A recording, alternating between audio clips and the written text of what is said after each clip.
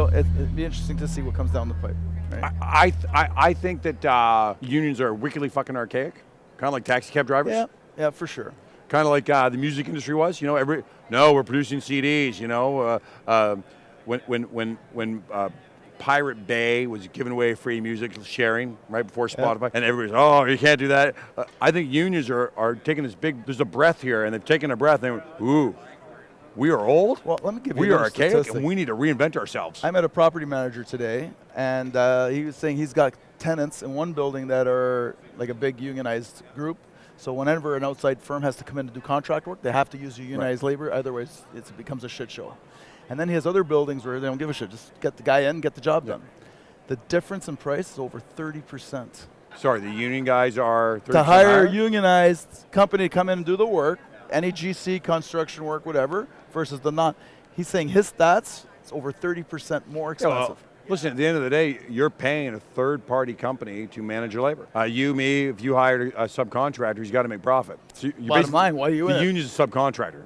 So when you hire the union, they got to make profit on their. And why is it a dirty word to make profit in Ontario? You go across this country, you go coast to coast, the margins are decent. Ontario, it's like they make you feel guilty for making 5 points. Okay, but I think the way that, sorry, and I'm not a Liberal fan, but the Liberal government has made, including the Liberals, the NDP, have made making money bad. Yeah, but how does that parlay into business? That's a politician doing whatever they do. I know, but when the 1%ers and stuff, I'm thinking to myself. But it's the property managers, the owners, building owners that are putting the screws to us, right? They're putting the screws to us, saying, no, you're making too much money. Lower, lower, lower, lower, right? You're down to 5 points. You make one mistake, and now you're in the red, right? And they couldn't care less if you lost money. Well, okay, so as far as consumerism goes, our competition, yours, Mike, our competitors, there are a few out there that think it's a race to the bottom. Because we're a commoditized world, listen, I can Google everything you do. You can Google everything 100%. I do. Yeah, no, it should be $9 or whatever the fuck. But it comes down to value, perceived value, actual value. Sure. You're going out of your way to help someone out. Like you had mentioned, we've talked about this before, where you get the 2 o'clock in the morning call, and you know, guy, you show up, right? A stranger calls you, I'm not getting out of bed. I don't know you from Adam, right? No. But they forget that the next year contract comes up, right? Yeah. Don't you have? I mean, you have clients call you up and go, "Be at this price." Yes, I mean, in a sense, because I tell this to my I tell my supply chain that. You know, we have the consumer, the commercial consumer is knowledgeable. They have 5 consultants on their list. They know more or less to go do an assessment is $1,000. They kind of know it. Well, I had this conversation with somebody off camera. They kind of know it. I had this conversation with off camera, and I was like, okay, so they get 3 bids. They don't even have to open the envelope. They pre-budget it 2 years in advance. It's $1 million. And by the way, the truth is, if all 3 of these bids aren't within 10% of each other, you got a problem. So you got 3 bids, and there aren't 900, 1 million, and 1.1. Right.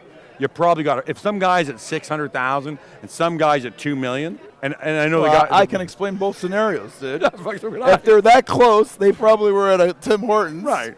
And if they're that far apart, there's one guy who's an idiot. He made a mistake. And the other guy is too busy, doesn't want to work. Right, and I said this. So probably for me, most of my clients would go, I got 3 bids, 9, 1, and 1.1. My budget is 1. I'd really like to be in around 8 so I can show my boss I saved 20 points. How do we value engineer that to get that there, Tim? So now I know, and I've literally bid multi-million-dollar jobs with full transparency. Right. Work it backwards to get them down to where they want to be. Yeah, reverse engineer the money, right? Yeah, but a lot of these guys don't want to give you that time to do it. They're not that smart to ask for that reverse engineering. You have to bring it to their attention. So, I'm like, okay, so you want to get down your price? Let's reverse engineer it. Show me everything. Right.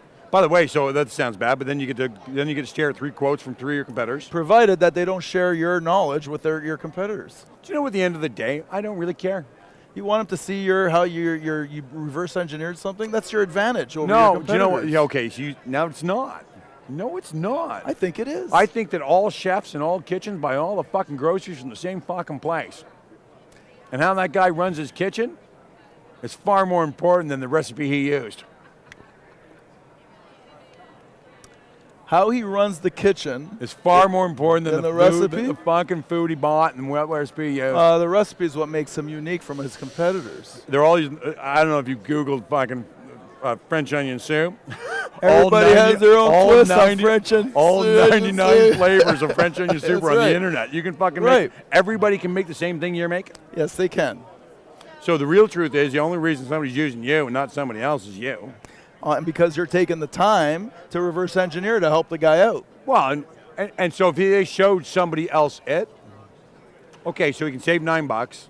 I got that, right? Because you gave it to somebody else. Yeah, I know. Instead of $825,000, I'll make it $819 because I took Tim's recipe and I tweaked the salt.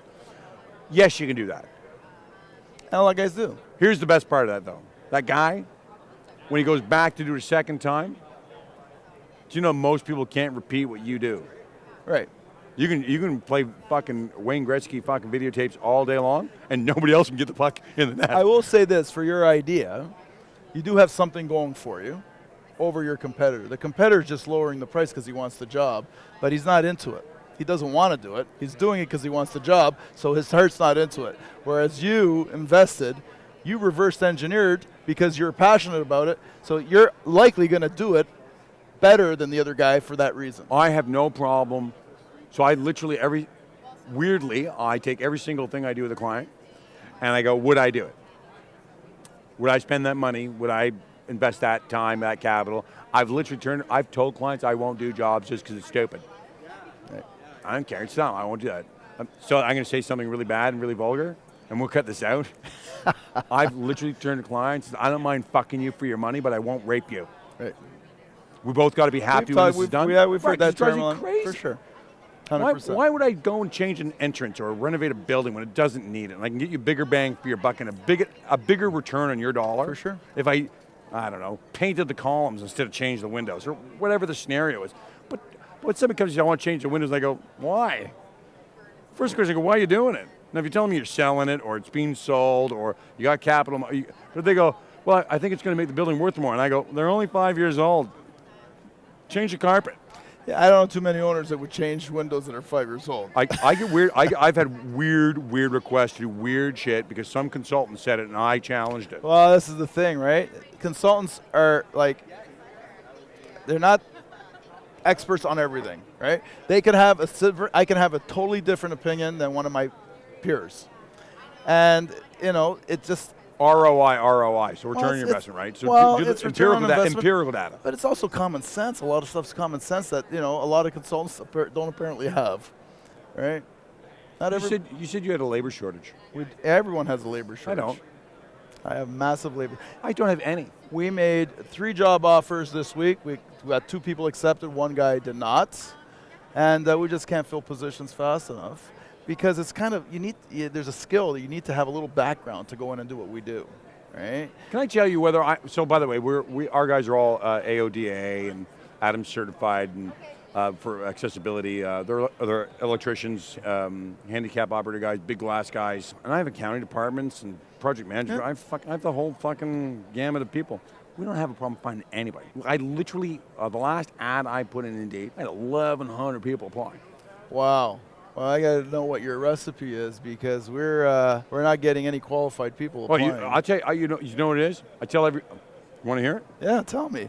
Tell me your wisdom. They can go out and hire people. I think you need to put a dog run in and tell all your staff they can bring their dog to work and have somebody pick up the poo every week. I think you should make everything task-oriented, not time. I think you need to tell all your staff every week, your leadership team and your staff, can you do me a huge favor and make sure that anybody who doesn't show up for work, you ask them if they're okay before you ask them where they are. At my Christmas party, I stood in front of all my staff and I said, and the wives, husbands, right? And I stood up and I said, the number one thing I want you to all remember right here is your moral compass. The next time your wife or husband call you and you tell them you don't have time for them, I want you to hang up the phone, pull over your car, get away from your desk, turn off your computer, and I want you to do a fucking moral inventory. Because you just told the most important person in the world you don't have time for them. Wow, this is awesome. And you know what? I want. Can you come over and talk to my staff? Yeah, no problem. I gladly will. You know what? I share your philosophy, but you've had a huge transition in your life. I have. You always haven't had this. You're right. You've become guru-like. Maybe you should start wearing like the guru gear and become a swami or something because he needs a turban or something. He has to become a swami because now you're like all wisdom, all wise one, right? Do you know what though? I mean, I would. But what you're saying is true. It's 100% true. Your staff aren't different than anybody else. No. Everybody wants the same thing. We want to be validated. And care. We want to Somebody fucking care know about that me. someone cares. I want someone to pat me on the back when I do a good job.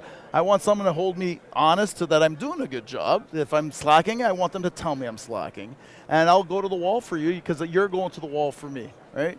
Everybody wants the same thing. I tell all my leaders they're not allowed to fire anybody. Right. You got 3 choices. Anybody you don't want on your team, find another place within inside the organization. So I don't care if you go from a floor sweeper to an accountant, from an accountant to a floor sweeper.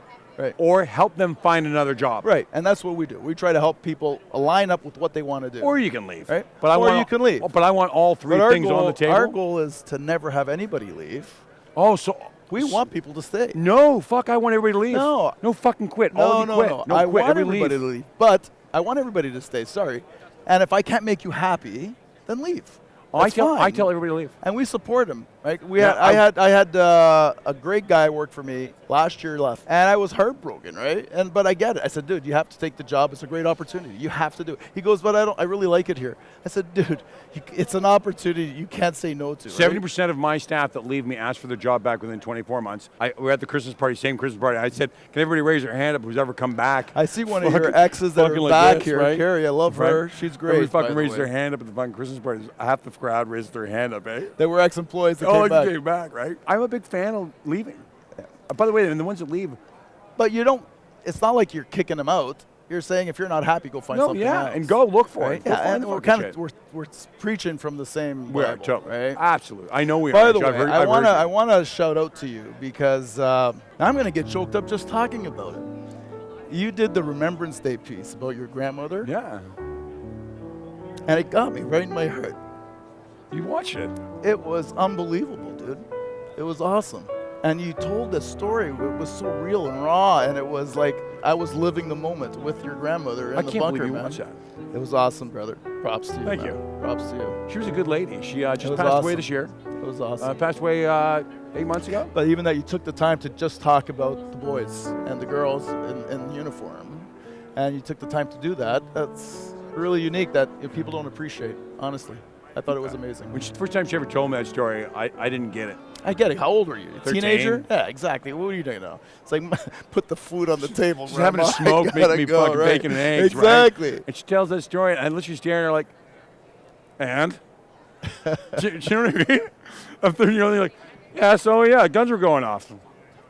Wow, well, kids got killed. Yeah, what the fuck? You painted a vivid picture, dude. Right. Really and as I became an adult, and she told me again, because by the way, she only passed away shortly ago, and her and I were super close, like crazy, lovey-dovey close. Love my grandma and I were, and she was you could talk drugs, sex, politics with her all the way into her 90s until she lost her nut. You could literally have any conversation with the woman, never offended. Awesome. Like, and full out.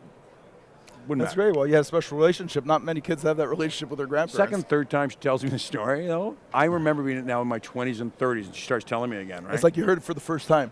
Okay, Romeo, I'm not kidding. You're standing there, and she's still making me the same bacon and eggs on the Sunday because I used to go visit her. She always made me breakfast, right? And she'd tell the story again, and now you're 35 and you have 2 of your own kids. Yeah. And she's cooking for all 3 of us, but now I'm the only one listening to her because the kids are running around with whatever. And she tells it the 3rd or 4th time, and you're like, yeah, you're stunned. Holy fuck. Totally stunned. I'm like, how many kids died? She goes, hundreds. We didn't know. We just scooped up all the bodies and we made big mass graves for kids. Wow. And but you fucking, and you're 35 now. You're like, holy fuck, talk about Granny. How the PTSD, fuck right? Did you do Holy that? Shit. How did any of them do that? And how did they survive? Like even afterwards, they have nightmares for 30, 40, 50 years afterwards. Like, yeah, I mean, I stood there when she told that story, and my son at the time standing there, and he's 17, and she's like, I was his age, and you're like, hey, and he can barely tie his shoelaces, right? You just destroyed your car, right? And you're like, holy fuck. It's like he went to defend us, like you guys were like that age, and you went to defend a country, a continent. Crazy stuff, man. Buried yourself under a Jeep while fireballs of gasoline are coming down your face. Yeah, we have no idea, man. We have no idea. No, we have no idea how good it is, eh? Yeah, that was a beautiful show. Thank you. Brother. It was awesome. Thank you for coming on. I appreciate it. We're going to send some music your way. Awesome. Right? That would be great. I'm Tim Byrne. This is Tim Bring Byrne. over Tim Byrne sign so we can advertise Stadio over there. We don't need to advertise Stadio. We're going to have CBR.